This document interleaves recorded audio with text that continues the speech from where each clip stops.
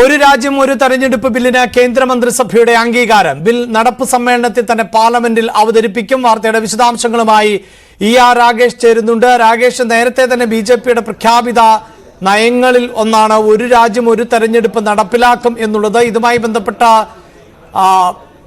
മന്ത്രിസഭയുടെ അംഗീകാരം ഈ ബില്ലിന് ലഭിച്ചു കഴിഞ്ഞിട്ടുണ്ട്. നടപ്പ് സമ്മേളനത്തിൽ തന്നെ വിഷയം അവതരിപ്പിക്കുവാനുള്ള സാധ്യത കാണുന്നുണ്ട്. പക്ഷേ പല ബില്ലുകളും വേണ്ടത്ര പഠനം നടത്താതെ സമയം നൽകാതെ സഭയിലേക്ക് എത്തുന്നു എന്ന പ്രതിപക്ഷ വിമർശനങ്ങൾ കൂടി നിലനിൽക്കുന്ന പശ്ചാത്തലത്തിൽ എന്താണ് ഇതിന്റെ ഭാവി?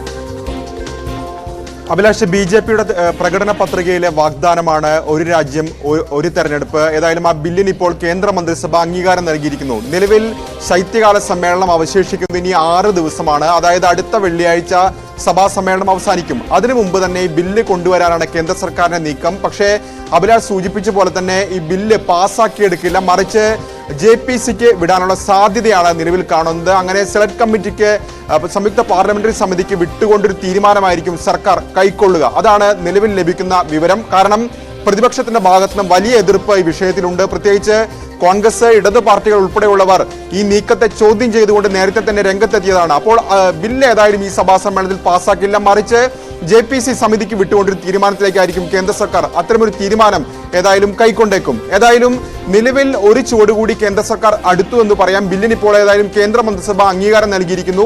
2014 തന്നെ BJPയുടെ പ്രകടന പത്രികയിൽ ഈ വാഗ്ദാനം നൽകിയിരുന്നു. പിന്നീട് ഘട്ടം ഘട്ടമായി ഇതിനേക്കുള്ള ചുവടുവെപ്പ് കേന്ദ്ര സർക്കാർ BJP നടത്തിയിരുന്നു. ഒരു വർഷം മുമ്പ് 2023 രാംനാഥ് കോവിന്ദ് മുൻ രാഷ്ട്രപതിയെ അധ്യക്ഷനാക്കിക്കൊണ്ട് സമിതിയെ നിയോഗിച്ചത്. ആ സമിതി കഴിഞ്ഞ സെപ്റ്റംബറിലാണ് റിപ്പോർട്ട് നൽകിയത്. അതായത് രാജ്യത്തെ 28 സംസ്ഥാനങ്ങളിലും ഒപ്പം തന്നെ ലോക്സഭയിലേക്കും ഒരുമിച്ച് തെരഞ്ഞെടുപ്പ്, അതിനുശേഷം 100 ദിവസത്തിന് ശേഷം തദ്ദേശ സ്ഥാപനങ്ങളിലേക്ക് തെരഞ്ഞെടുപ്പ് എന്നിവയായിരുന്നു പ്രധാനപ്പെട്ട ശുപാർശ. ഏതായാലും ഇപ്പോൾ കേന്ദ്ര മന്ത്രിസഭ കൂടി ഈ ബില്ലിന് അംഗീകാരം നൽകിയിരിക്കുന്നു. അതോടുകൂടി സഭയിൽ ഈ ബില്ല് വരികയാണ്. ഇനി ഏത് സഭയിലായിരിക്കും ഈ ബില്ല് കൊണ്ടുവരിക എന്നതുകൂടി അറിയേണ്ടതുണ്ട്. പ്രത്യേകിച്ച് JPCക്ക് വിടുകയാണെങ്കിൽ മറ്റു പ്രശ്നങ്ങളില്ല. കാരണം വഖഫ് ബില്ലും നിലവിൽ സമവായം ഉണ്ടാക്കാനായി കഴിഞ്ഞ നേരത്തെ സമാനമായ രീതിയിൽ JPCക്ക് വിടുന്നതാണ് കണ്ടത്.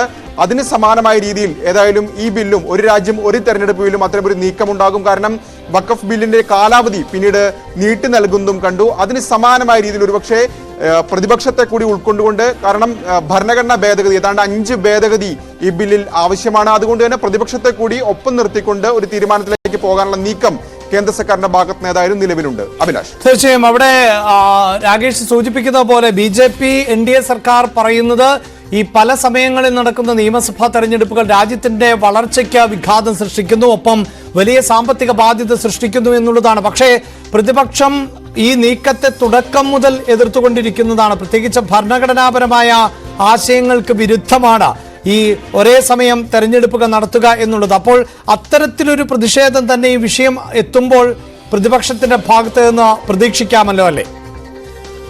തീർച്ചയായും സഭയിൽ വരുമ്പോൾ തന്നെ വലിയ പ്രതിഷേധം ഈ വിഷയത്തിൽ ഉണ്ടാകും. കാരണം ആദ്യം മുതൽ തന്നെ പ്രതിപക്ഷം ഈ വിഷയത്തിൽ ഉന്നയിക്കുന്ന പ്രധാനപ്പെട്ട കാര്യം രാജ്യത്തിന്റെ ഫെഡറൽ സംവിധാനത്തെ നിരക്കുന്നതല്ല ഈ നീക്കം എന്നുള്ളതാണ്. കാരണം പ്രധാനമായും 28 സംസ്ഥാനങ്ങൾ, അതിനൊപ്പം തന്നെ ലോക്സഭാ തെരഞ്ഞെടുപ്പ് നടക്കുമ്പോൾ സംസ്ഥാനത്ത് ചർച്ച ചെയ്യപ്പെടേണ്ട വിഷയങ്ങൾ ചർച്ചയാകില്ല, മറിച്ച് ദേശീയ വിഷയങ്ങൾ കേന്ദ്രീകരിച്ചുകൊണ്ടായിരിക്കും രാജ്യത്തെ തെരഞ്ഞെടുപ്പ് എന്ന വാദം ആദ്യം മുതൽ പ്രതിപക്ഷ കക്ഷികൾ ഉന്നയിച്ചിരുന്നതാണ്. 2019 ഇതുമായി ബന്ധപ്പെട്ടുകൊണ്ട് കേന്ദ്ര സർക്കാർ ആദ്യം ഒരു യോഗം വിളിക്കുന്നത്. അന്ന് ആ യോഗത്തിൽ നിന്നൊക്കെ തന്നെ ബഹിഷ്കരിക്കുന്ന സമീപനം പ്രതിപക്ഷ പാർട്ടികളുടെയൊക്കെ തന്നെ ഭാഗത്തുനിന്നുണ്ടാവുകയും ചെയ്തിരുന്നു. ഏതായാലും ആ നിലപാടിൽ പ്രതിപക്ഷം ഇതുവരെ മാറ്റം വരുത്തിയിട്ടില്ല. രാജ്യത്തിന്റെ ഫെഡറൽ സംവിധാനത്തെ ഒട്ടും യോജിക്കാത്തതാണ് കേന്ദ്ര സർക്കാരിന്റെ നിലപാട് എന്നവർ ആവർത്തിക്കുകയും ചെയ്യുന്നു.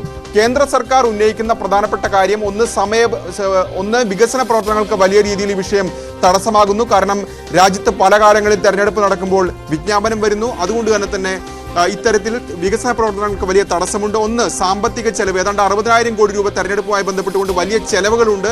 അപ്പോൾ അതുകൊണ്ട് തന്നെ ഒറ്റ തെരഞ്ഞെടുപ്പ് നടക്കുമ്പോൾ ഈ പ്രശ്നങ്ങളൊക്കെ ഒഴിവാക്കാം എന്നാണ് കേന്ദ്ര സർക്കാരിന്റെ നിലപാട്. ഏതായാലും ഒരു സമവായത്തിലേക്ക് ഏതായാലും ഇത്രയും കാലത്തിനുള്ളിൽ എത്തിയിട്ടില്ല.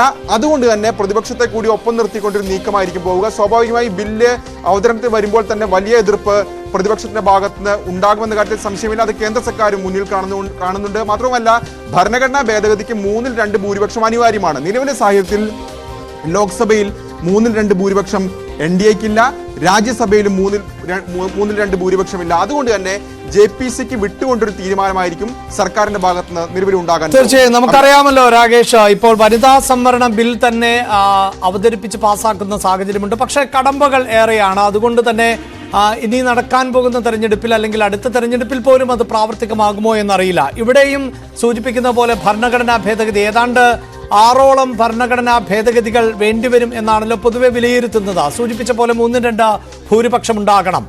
JPCക്ക് വിടുക എന്നത് മാത്രമായിരിക്കുമോ? അതിനപ്പുറത്ത് മുഴുവൻ രാഷ്ട്രീയ പാർട്ടികളുമായി ഇതുമായി ബന്ധപ്പെട്ടുള്ള കൂടിയാലോചനകൾക്ക് സാധ്യതയുണ്ടോ? ഈ മേഖലയിലെ വിദഗ്ധരുമായി ആലോചനകൾക്ക് സാധ്യതയുണ്ടോ?